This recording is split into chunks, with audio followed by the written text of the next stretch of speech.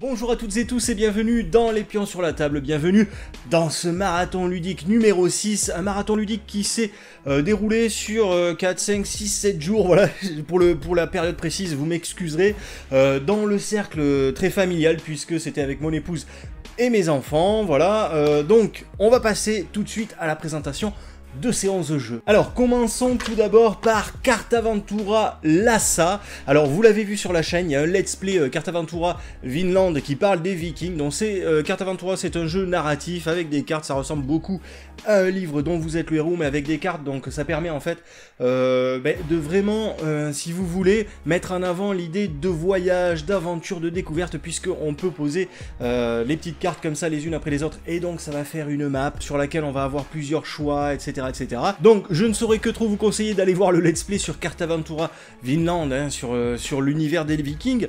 Et alors j'avais acheté également Lhasa qui est paru avant Vinland, sans trop vraiment, voilà, d'enthousiasme. Je me suis dit, ouais, le Tibet et tout, je vais peut-être découvrir des nouvelles choses et tout, mais je savais pas trop à quoi m'attendre, alors que pour Vinland, j'étais hyper motivé parce que c'est les Vikings, forcément. Finalement, je trouve celui-là meilleur que Vinland. Alors, je ne l'ai pas encore terminé, j'ai perdu ma première partie, donc c'est une partie que j'ai fait en solo, bien évidemment, et j'ai perdu un petit peu moins de la moitié du jeu, je peux dire ça, parce qu'il y a les numéros des cartes, et donc, forcément, plus vous avancez dans le jeu, et plus les numéros de cartes sont conséquent, et donc j'ai perdu vers la carte numéro 40, 42 par là. Et donc moi je le trouve meilleur parce que je trouve qu'il y a beaucoup plus de choix possibles, on sent mieux l'aventure que dans Vinland, ça revêt vraiment l'aspect d'une enquête, voilà, et donc c'est très intéressant, je trouve que c'est assez dense. Vous avez vraiment des choix moraux à faire, par exemple faire un article sur, en gros, le grand capital, ou sur les gens qui sont exploités par ce capital, et je trouve que la map est,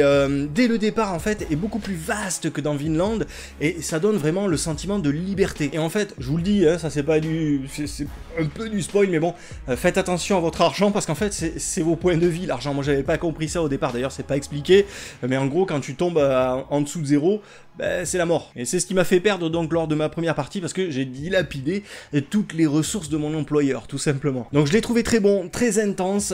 En termes narratifs d'ailleurs, il y a moins de texte que dans Vinland, et pourtant je trouve qu'on ressent plus d'émotions sur cette boîte Lhasa. Alors à voir évidemment lorsque j'aurai réussi l'aventure et que j'aurai réussi à débloquer l'une des fins, hein, peut-être que ce sera décevant, j'en sais rien. Mais en tout cas, je vous le dis, aujourd'hui cette boîte là, je la place au-dessus de Vinland, et déjà Vinland était vraiment pas mal. Donc je conseille évidemment. Alors ensuite, ici, on a une petite boîte ici qui s'appelle Serpentina, vous voyez, avec des serpents de couleurs, et en fait c'est un jeu de domino tout simplement à partir de 4 ans. Vous le voyez, hein, chaque partie du serpent possède une couleur différente à chacune de ses extrémités, et donc il va falloir relier ces différentes couleurs pour faire les plus grands serpents possibles. Et lorsque vous avez terminé un serpent de la tête à la queue, et bien vous récupérez l'intégralité de ce serpent, et donc chaque morceau de ce serpent vous rapportera un point en fin de partie. Ça casse pas trois pattes à un canard, mais en tout cas auprès des enfants, en tout cas auprès des miens, c'est assez efficace. Bon, ils aiment bien les serpents. Alors ensuite ici, un jeu que vous connaissez extrêmement bien, donc du coup on va passer très vite dessus, c'est Kahuna. Et alors sachez que j'avais dit dans ma vidéo sur Kahuna que je gagnais à chaque fois, et j'avais dit dans un précédent marathon ludique que enfin ma femme était parvenue à me battre sur Kahuna, et ça y est, c'est fini, je n'arrive absolument plus à gagner contre elle à Kahuna. Là on a refait une partie, et donc je me suis fait rétamer lamentablement, enfin lamentablement à un point d'écart quand même, faut pas exagérer non plus, mais voilà, je perds à Kahuna désormais, sachez-le.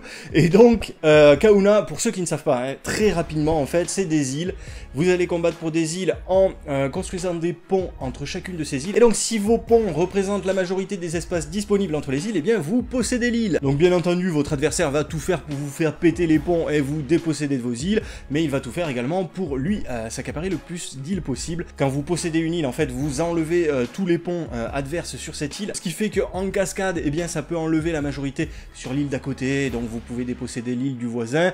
Voilà, c'est un jeu hyper fun, Kahuna, hyper malin.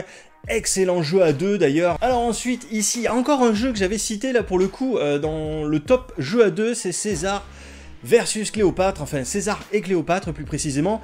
C'est un jeu très calculatoire, très malin sur le thème de la Politique, en fait, on va jouer l'indépendance de l'Égypte à l'époque donc de César et de Cléopâtre. Les deux joueurs disposent de deux decks absolument identiques sur le plan technique. Après, il y a des différences graphiques pour l'immersion. Voilà, l'assassin romain, par exemple, est muni d'un poignard alors que l'assassin égyptien, ben, c'est un serpent. Et donc, on va se battre, en fait, pour posséder les patriciens qui vont voter sur l'indépendance ou non de l'Égypte. Donc, en gros, chaque patricien qu'on va récupérer va nous rapporter un point. Si en plus de ça, on a la majorité sur le groupe de patriciens en question, puisqu'il y en a 5, les questeurs, les préteurs, les sénateurs, etc., les édiles, eh bien ça va nous rapporter un point supplémentaire. Si on a l'hégémonie sur ce groupe, c'est-à-dire l'intégralité des patriciens de ce groupe, eh bien ça va nous rapporter encore un point. Mais en plus de ça, on a un objectif secret qu'on a au début du jeu qui va nous rapporter 2 points supplémentaires. C'est-à-dire que si on collectionne 3 patriciens de tel groupe indiqué sur l'objectif secret, eh bien ça va nous rapporter 2 points en plus. Alors, ce qui est marrant dans ce jeu, c'est qu'on peut se battre pour le même groupe de patriciens sans même le savoir. En tout cas, on finit par le savoir au fil de la partie parce qu'il va y avoir une lutte acharnée sur ce groupe de patriciens. C'est très drôle quand ça tombe comme ça. Et donc le principe est extrêmement simple. On a ces 5 groupes de patriciens au milieu.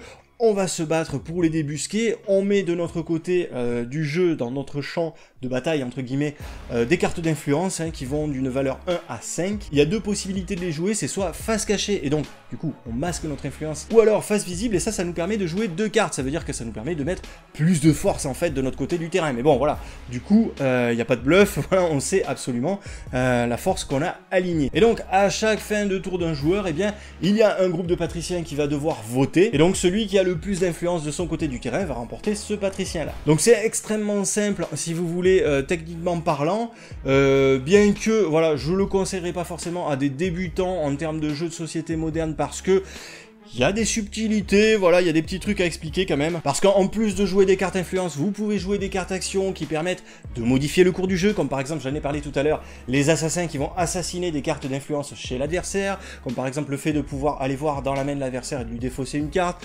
On va avoir également des cartes de philosophes qui vont inverser en fait les conditions de victoire, c'est-à-dire que ce sera la plus faible influence qui va gagner. Donc c'est un jeu extrêmement calculatoire, extrêmement malin, voilà, on fait chauffer un petit peu les neurones. Les dessins à l'intérieur sont pas démentiels, mais bon voilà, c'est un jeu qui est très efficace. Alors ici ensuite encore un jeu à 2, et encore un jeu à 2 de mon top de joueurs. Comme on était en configuration, si vous voulez, couple plus enfant, voilà, les moments où on jouait en couple, forcément, on a ressorti ce qui marche le mieux chez nous, en fait, en termes de jeu à 2. Et donc c'est vrai que cette petite collection philosophiale avec César versus Cléopâtre, avec Kauna, avec Cœur de Dragon est extrêmement efficace. Cœur de Dragon, c'est fantastique. Personnellement, moi qui n'aime pas les jeux de pli, là pour moi vous avez un des meilleurs jeux de pli qui existent. C'est un jeu voilà qui est thématisé donc médiéval fantastique avec un petit plateau de jeu au centre, et donc on va poser des cartes identiques en fonction des tas prédéfinis sur le plateau de jeu. Donc il va y avoir des archères, il va y avoir des chevaliers, il va y avoir des nains, il va y avoir des trolls, des dragons, etc. etc. Et donc le but du jeu c'est de poser assez de cartes en fait pour récupérer une autre pile de cartes qui est liée à cette première pile sur le plateau de jeu. Je m'explique très concrètement, vous avez par exemple une pile de cartes où ça va être les trésors, et donc vous allez poser des cartes trésors là-dessus. Ces trésors vont avoir une valeur de 1 à 5 il me semble, et donc cette pile de trésors pour l'acquérir, eh bien il va falloir jouer par exemple des dragons de feu ou des prêtresses. À partir du moment où vous jouez un dragon de feu ou une prêtresse, eh bien, vous récupérez toute la pile de trésors qu'il y a à côté. Et donc, quand vous aurez joué votre dragon de feu, qui lui aussi a une valeur, bien entendu, en point de victoire pour la fin de partie, eh bien, vous pourrez le dézinguer avec, il me semble que c'est 3 archères. Donc voilà, vous posez 3 archères, ou vous en posez une, et puis vous attendez un petit peu, et puis vous en poserez 2 autres plus tard. Ou alors, c'est votre adversaire qui va poser ces archères-là, eh bien, il va récupérer la pile de dragons de feu. Donc, vous comprenez que c'est un jeu d'opportunisme, mais c'est un jeu extrêmement malin parce que vous allez essayer de construire en gros un schéma de cartes là sur le plateau de jeu, c'est-à-dire que vous allez peut-être commencer par les trésors, puis vous allez préparer vos dragons pour ensuite jouer vos dragons en espérant que votre adversaire n'ait pas joué une prêtresse ou un dragon entre temps pour le récupérer, puis vous allez préparer vos archères pour récupérer les dragons, etc. etc. Il y a les guerriers qui battent les trolls et les prêtresses, donc il y a vraiment un enchaînement comme ça en fait de plis à faire. Il y a une petite figurine dragon dans le jeu qui octroie 3 points supplémentaires momentané, hein, tant qu'on a récupéré les cœurs de dragon, qui est l'une des piles de score également. Puis il y a les nems par exemple qui tuent personne et qu'il faut accumuler comme ça sur le plateau de jeu. Et donc arrivé à 4, tu récupères toute ta pile de nains. On maîtrise également la durée du jeu parce que ça se joue en comptabilisant 3 passages d'une pile très précise qui sont les bateaux. Et donc au bout de 3 embarquements, le jeu est fini tout simplement. Donc quand tu sens que tu gagnes, ben tu vas faire défiler du bateau pour essayer de terminer la partie. Là pour le coup, les illustrations, je les trouve très belles, vraiment c'est très immersif pour un jeu de pli qui, à la base, est vraiment un jeu abstrait plaqué. Hein. Et je trouve qu'en jeu à 2, comme ça, vraiment, il s'explique en 15 secondes, tes parties, elles excèdent pas plus de 15 minutes.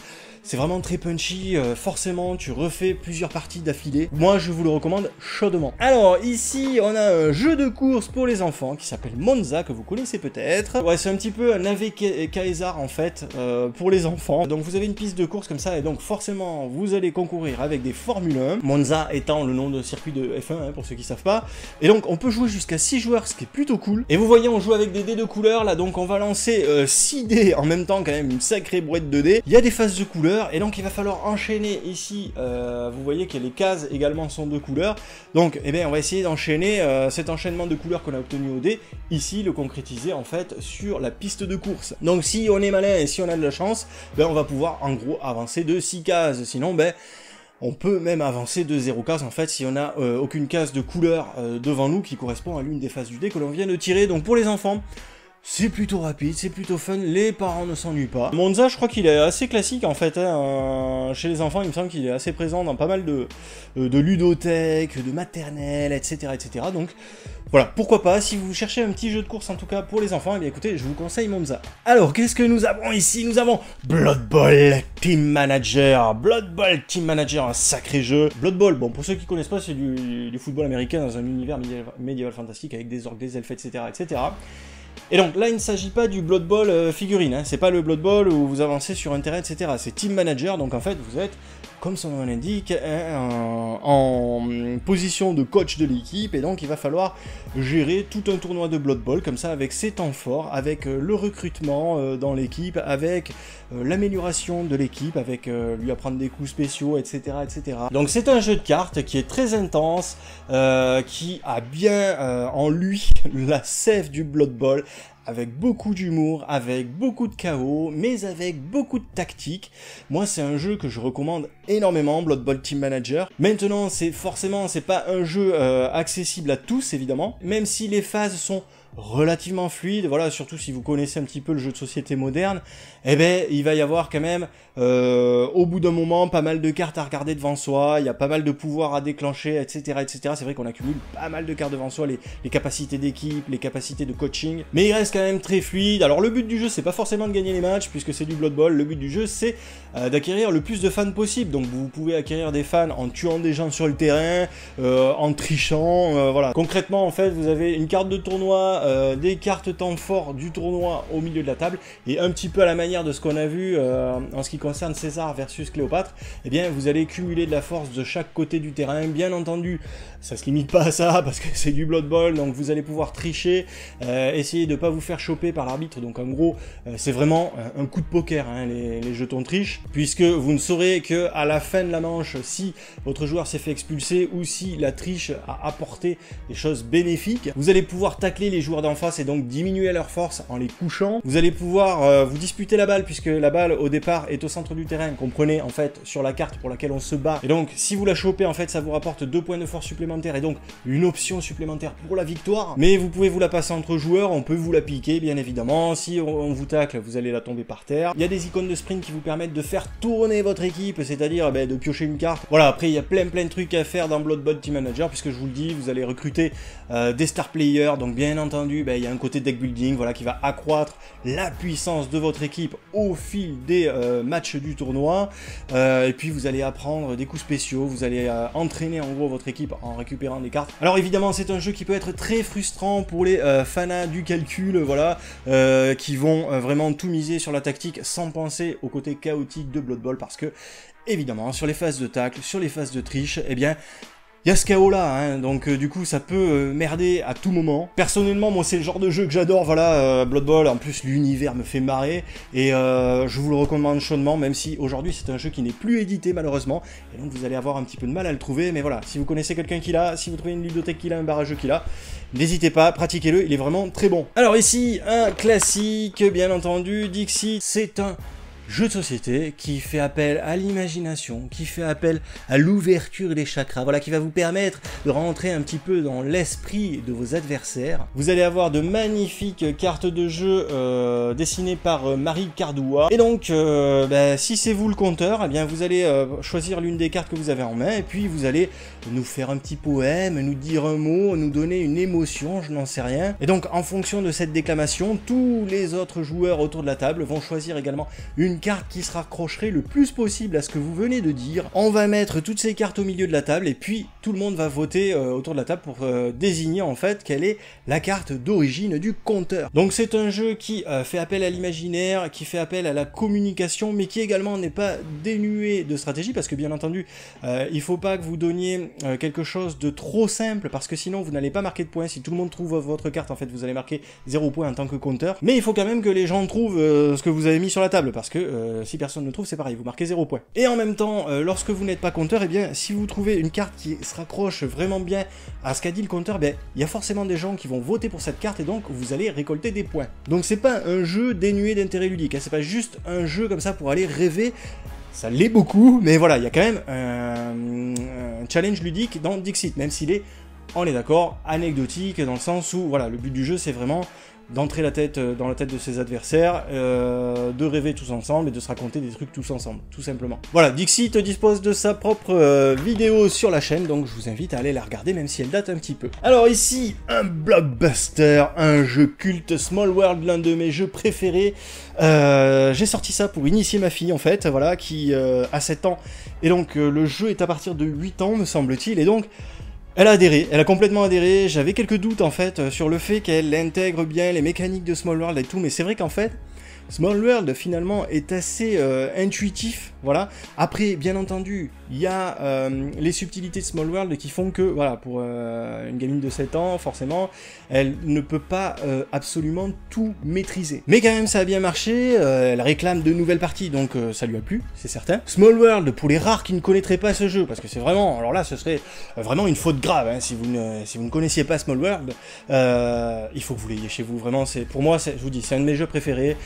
J'adore Small World, il est très rapidement expliqué, mais il est extrêmement riche de par sa nature même. Small World, en fait, c'est la réédition de Vinci que je ne connais absolument pas du tout, mais qui, déjà, à la base, paraît-il, était vraiment très très bon. Et donc, comme son nom l'indique, vous avez une petite map, alors qui va changer en fonction du nombre de joueurs, hein, pour que vraiment, ce soit vraiment un Small World. C'est-à-dire que vous avez une map pour 2 joueurs, 3, 4 ou 5 joueurs. Et donc, le but du jeu, ça va être de fonder des empires sur cette carte et de les faire décliner lorsqu'ils deviendront un petit peu trop faibles, moins rentables pour vous, et donc prendre en main un nouvel empire derrière, et puis à nouveau le faire décliner, etc. etc. C'est vraiment le déclin, la phase comme ça d'expansion puis de déclin est vraiment le cœur du jeu de Small World. Donc bien entendu là c'est un univers médiéval fantastique, donc vous allez jouer avec des elfes, avec des nains, avec des ogres, avec des trolls, etc. etc. Pas des ogres, des géants. Là j'ai quasiment toutes les extensions dedans, il me semble que j'ai pas dans la toile. Mais voilà, en gros j'ai énormément de peuples à l'intérieur. Alors ce qu'il faut savoir avec Small World, si vous connaissez pas, c'est que non seulement vous avez énormément de peuples, mais en plus de ça,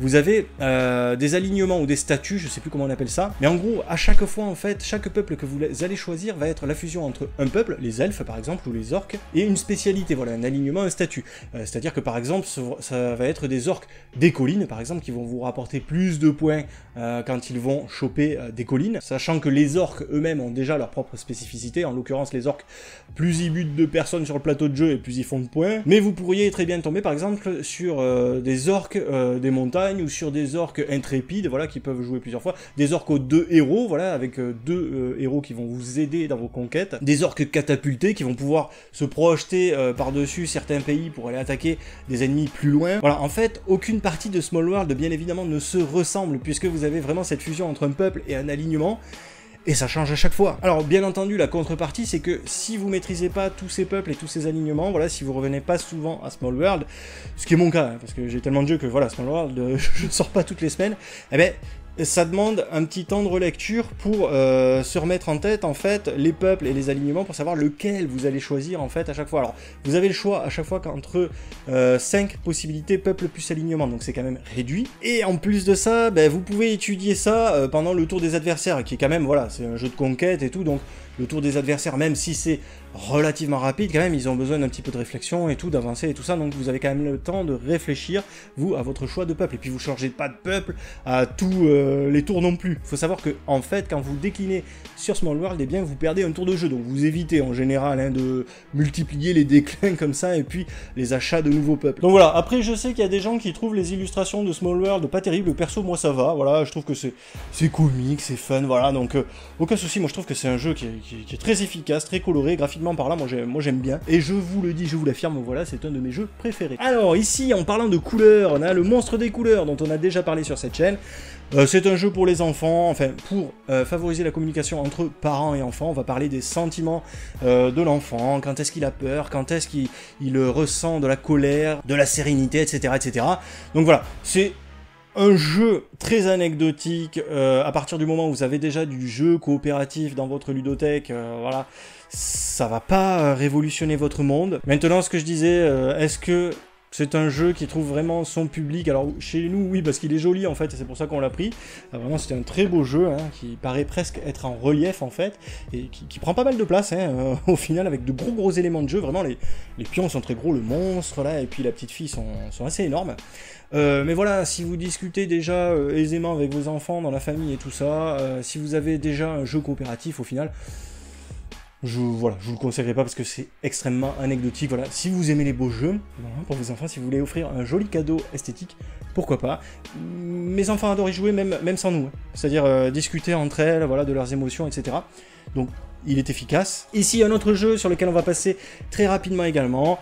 The Island, et d'ailleurs c'est le dernier jeu de la pile, The Island, c'est un pur défouloir. Pourquoi on y a rejoué là? Tout simplement parce que pour la première fois on y a intégré également les enfants à l'intérieur, enfin pas dans la boîte, mais voilà, à l'intérieur de la partie. Donc une fille de 7 ans, une fille de 5 ans, et tenez-vous-le pour dit, voilà, The Island, à partir de 5 ans, tout à fait possible, il n'y a pas de problème. Alors bien entendu, elle n'a pas intégré toutes les subtilités, c'est-à-dire que par exemple, dans les bateaux de The Island, eh bien, ça part un petit peu dans tous les sens, parce que elle n'a pas forcément compris l'intérêt d'aller en ligne droite, d'éviter les monstres, etc. Mais c'est jouissif pour des enfants, d'aller croquer les meeples de ses parents, d'aller détruire l'île, de faire apparaître un requin, une baleine qui va casser un bateau, un gros monstre qui se balade, etc. Donc c'est extrêmement efficace. The Island, c'est un jeu qui déjà est génial entre adultes. Vous pouvez le pratiquer à l'apéritif, hein, sans aucun problème, les règles sont très simples. Vous pouvez le pratiquer avec des non-pratiquants de jeux de plateau, sans aucun souci. Mais voilà, il faut savoir qu'avec les enfants, ça marche également. Alors pour ceux qui connaissent pas The Island, tout simplement regardez, hop, un petit pot au dos, c'est une grosse île comme ça avec des textures dégueulasses qui font vraiment très vieillotte, avec de la forêt, du sable et du rocher. Mais le jeu n'en est pas moins excitant parce qu'il y a à l'intérieur donc des meeples aventuriers que vous allez tenter de sauver alors que l'île est en train de se détruire, puisque ces tuiles que vous voyez là vont disparaître au fur et à mesure. Et donc une fois que vous serez dans l'eau, vous ne serez pas sauvé, parce que dans l'eau, eh bien, ça grouille de grosses bestioles, il y a du requin, il y a de la baleine, il y a du serpent de mer qui vont essayer de vous bouffer, même si vous prenez un bateau, ils vont essayer de bouffer le bateau. Voilà, et donc vous allez essayer de rejoindre le continent, tant bien que mal, voilà, avec le peu d'action que vous avez en votre possession. Vous allez choper des coups spéciaux, c'est vous qui allez diriger les monstres, hein, vous et vos adversaires, donc en fait, c'est pas le jeu qui vous croque là, c'est vraiment vos adversaires qui sont sournois et méchants, qui vont vous bouffer, et c'est vous qui, vous-même, allez bouffer les meeples des adversaires. Donc c'est un jeu extrêmement méchant, c'est un jeu extrêmement efficace du coup, avec beaucoup d'interactions, c'est un jeu très punchy qui va très vite, et c'est un pur défouloir. Voilà, si vous voulez en savoir plus sur The Island, là aussi il y a une vidéo sur la chaîne. Voilà, encore une fois, j'espère que ce nouveau marathon ludique vous aura donné plein d'idées de jeux, vous aura permis, je sais pas, de rencontrer des jeux que vous ne connaissiez pas, vous aura permis de connaître mon avis tout simplement sur tel ou tel titre. Voilà, ça peut vous arriver peut-être, j'en sais rien, le soir de vous dire « Ah, que penserait Didou de ce jeu, aime-t-il ce jeu autant que moi ?» Eh bien voilà, maintenant tu le sais, Small World, j'adore moi aussi. Voilà, en attendant de nous retrouver pour une prochaine vidéo, je vous dis à bientôt, et n'oubliez pas entre-temps de mettre les pions sur la table.